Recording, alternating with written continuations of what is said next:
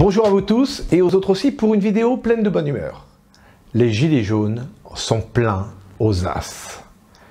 Eh oui, notre bon président Emmanuel y a veillé, il a sorti le carnet de chèques et dorénavant fini les problèmes. Vous vous rendez compte, une somme phénoménale qui les attend. Ah ouais, mais ça inquiète quand même la Cour des comptes et nos médias. Ouais, surtout nos médias. L'inquiétude de la Cour des comptes concernant les finances publiques de la France. Inquiétude exprimée dans ce rapport annuel qui a été publié aujourd'hui. Et oui, vous avez remarqué ce très beau titre. Trop de cadeaux pour les gilets jaunes. Tout un poème, hein. Au moins, ça dit clairement les choses. Moi, je pense que BFM aurait pu aller plus loin encore. Trop d'os à ronger pour ces chiens de gilets jaunes. Ouais, ça aurait été peut-être un poil agressif quand même. Hein. Moi, ce qui a retenu mon attention, c'est votre inquiétude, l'inquiétude des sages, à propos des mesures qui ont été annoncées par Emmanuel Macron, 11 milliards d'euros pour répondre à la colère des gilets jaunes. Vous dites que ces mesures peuvent fragiliser l'économie française, les finances publiques en tout cas?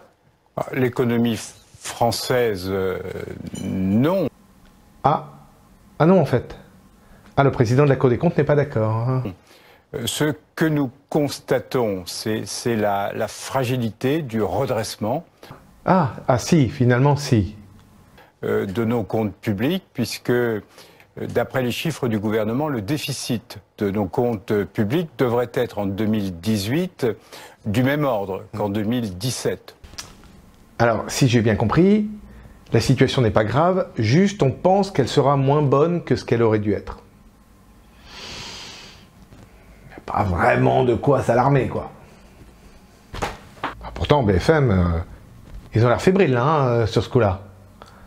À tel point qu'une demi-heure après, ils remettent ça. D'ailleurs, Didier Migaud, le premier président de la Cour des comptes, nous a expliqué pourquoi il s'inquiétait dans un contexte économique difficile. Eh bien, on creuse le déficit. Ah, vous avez entendu ?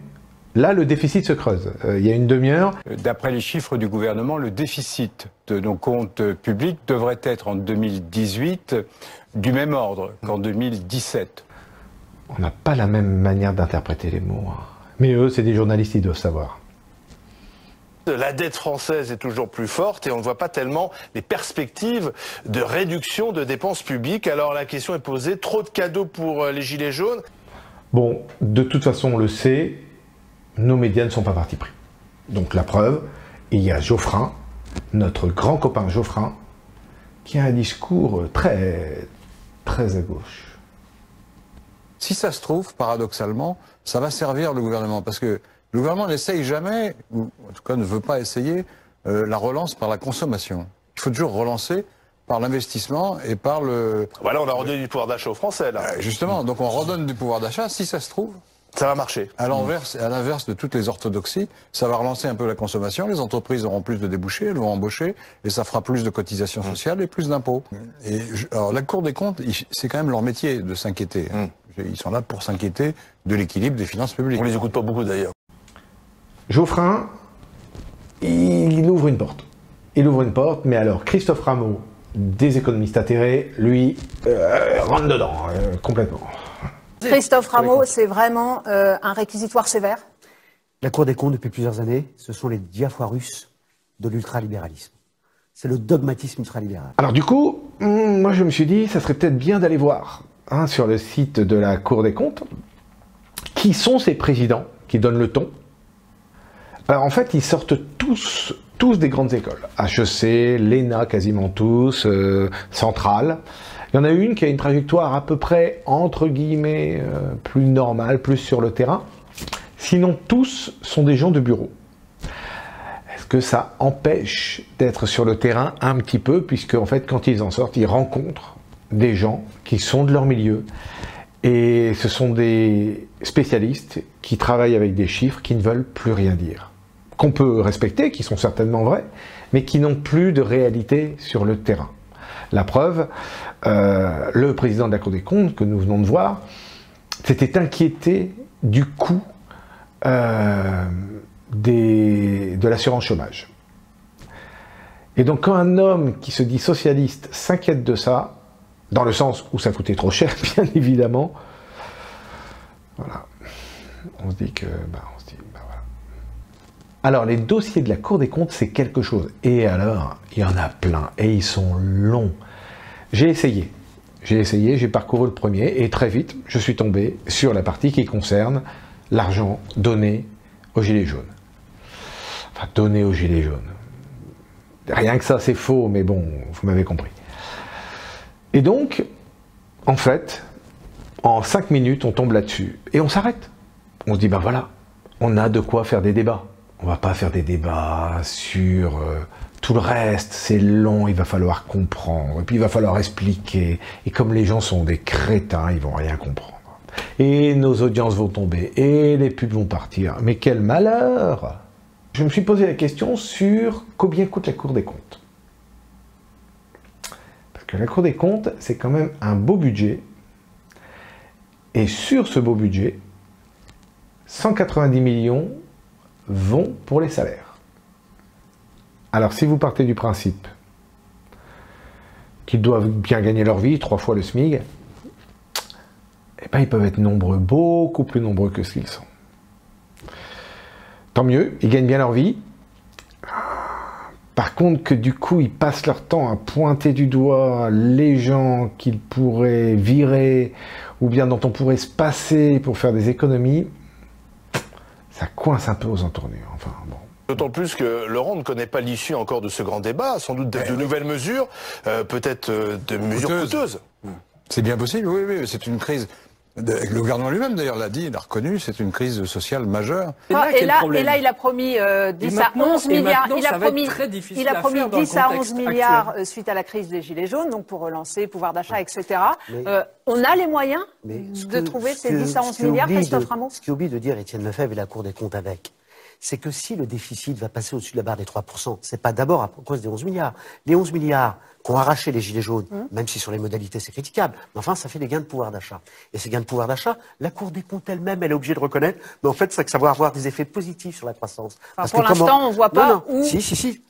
0,5%, les estimations, c'est 0,4% de gains de croissance liés à ces politiques de relance. Et comme effectivement la conjoncture mondiale va mal, c'est plutôt bienvenu. Par contre, la raison pour laquelle les déficits passent au-dessus de 3%, c'est pas les 11 milliards, c'est les 20 milliards de cadeaux aux entreprises qui vont cumuler l'année prochaine, enfin cette année, pardon, un jackpot, 20 milliards du CICE, plus la bascule dès cette année avec des allègements pérennes de cotisations sociales. Alors, le CICE et la nouvelle variante, qui est donc cette baisse de cotisations sociales, on va en parler dans la vidéo d'après. Mais en gros, d'un côté pour les Gilets jaunes, 10, 11, 14 milliards, de l'autre pour les entreprises, dont au moins la moitié ne va que pour les très grosses entreprises, 20, 24, et avec les baisses de cotisations sociales, on va même jusqu'à 40 milliards de cadeaux, mais qu'une partie des sociétés utilisent certainement bien et que beaucoup d'autres, eh bien,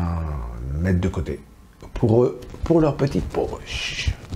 Oui, mais Eric, la perception quand même de beaucoup de Français, c'est que on ne donne pas assez d'argent, il n'y a pas assez de services publics. La crise des Gilets jaunes, c'est aussi de dire où sont les services publics, je paye des impôts, où sont les services publics. Attendez, comment vous pouvez dire des choses comme ça? Là, on est en train d'entretenir les gens. On fait le porte-parole de ce qu'on a entendu sur des ronds-points. D'entretenir des gens dans des espèces de quiproquos terribles où sont les services publics, mais il se trouve que nous avons les services publics les plus dépensiers du monde. Alors vous allez dire, oui, mais attention, on s'y retrouve pas. Mais, enfin, il se trouve qu'aujourd'hui, avec notre nombre de fonctionnaires, 5,4, 5,6 selon les calculs, 5,6 millions de fonctionnaires en France, il n'y a pas un pays plus administré que la France. Donc... Les médias ont des convictions. Et honnêtement, ils ne les cachent pas. On ne peut pas leur reprocher ça. Je sais bien que c'est pas dans l'air du temps de dire ça, mais ça a été dit par l'INSEE. Le pouvoir d'achat des Français a augmenté en 2018 comme il n'avait jamais augmenté dans l'histoire de la Ve République. Je sais qu'il y a en général des gens de gauche qui disent attention, attention. Oui, l'INSEE a dit que le pouvoir d'achat a augmenté en France en 2018. Et pour quel Français? Le pouvoir d'achat moyen des Français. Oui, mais c'est les moyennes. Oui, mais attendez, pardon, on parle de statistiques. Parce que si on est là pour parler de ressenti, de choses subjectives, on fait mal notre boulot. Notre boulot, c'est de parler de statistiques. C'est pas toujours voilà. la même chose. Il se trouve que l'INSEE, c'est pas un think tank néolibéral. général, c'est l'INSEE, voilà. Et l'INSEE a dit très clairement des vérités qu'il faut dire. Alors je sais bien qu'il vaut mieux larmoyer, pleurnicher, se tordre de douleur et comprendre la douleur des Français. Il faut l'entendre, mais en même temps, il faut dire la vérité. La vérité, c'est qu'aujourd'hui, statistiquement, la situation va un petit peu mieux. Alors... Et ben voilà, la moyenne monte. Arrêtez de vous plaindre. Parce que, en gros, ça veut dire deux choses. L'un ou l'autre. Soit tout le monde monte en même temps, soit les hauts augmentent tellement que la moyenne monte avec eux, alors qu'en bas, ça bouge pas tellement. Mais la moyenne monte. Je prends par exemple toutes les niches fiscales. La Cour des comptes, c'est aussi un endroit où ils cherchent. Et ils se disent, s'il faut faire des économies, il y a les niches fiscales. Ah bon ? Qui ont pu être mises en place parce que en France, il y avait un taux d'impôt sur les sociétés qui était plus important que dans beaucoup d'autres pays. Vous avez donc du coup un certain nombre de niches fiscales qui ont été organisées. À partir du moment où vous réduisez le taux de l'impôt sur les sociétés, il faut également revisiter un certain nombre de niches fiscales qui ont été mises en place pour compenser ce taux. Donc il y a tout un travail auquel nous invitons les parlementaires et le gouvernement à faire effectivement sur les niches fiscales et les niches sociales. C'est de l'ordre de 93 milliards d'euros. Notamment dans le logement, on sait que chaque année on dépense à peu près 2 milliards d'euros sur des niches telles que le cellier, le Pinel. L'investissement locatif, voilà, acheter pour louer à quelqu'un. Les incitations à l'investissement locatif, c'est quelque chose qui représente beaucoup d'argent et où tous les rapports d'experts montrent que c'est pas efficace, que ça permet pas de loger les ménages les plus pauvres, que ça fait monter les prix. Donc on sait qu'il y a des économies à faire.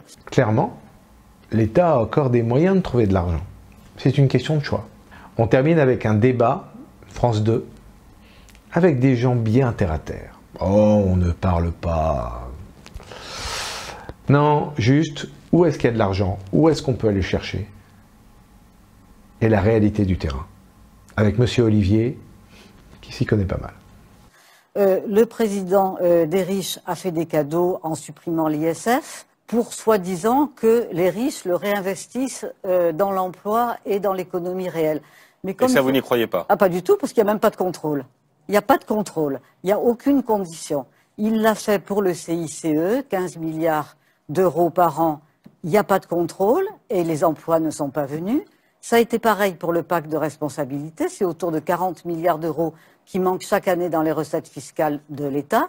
Si j'ajoute cela à la fraude fiscale, où c'est 80 milliards d'euros qui manquent chaque année dans les recettes fiscales de l'État, si j'ajoute les 100 milliards des niches fiscales et les 100 milliards des modalités particulières de calcul de l'impôt... Ça fait beaucoup d'argent pour les plus aisés. Eh bien, il n'y a plus de dette, il n'y a plus de déficit. Mais c'est là où je reviens un peu sur terre, pardon de le dire. Moi, je travaille dans un bureau de poste aujourd'hui comme guichetier, à Porte de Clignancourt, dans le 18e, et je les salue. Aujourd'hui, c'est la fin de la trêve hivernale. Moi, je gagne 1500 balles, je me plains pas parce que je vois des gens qui survivent.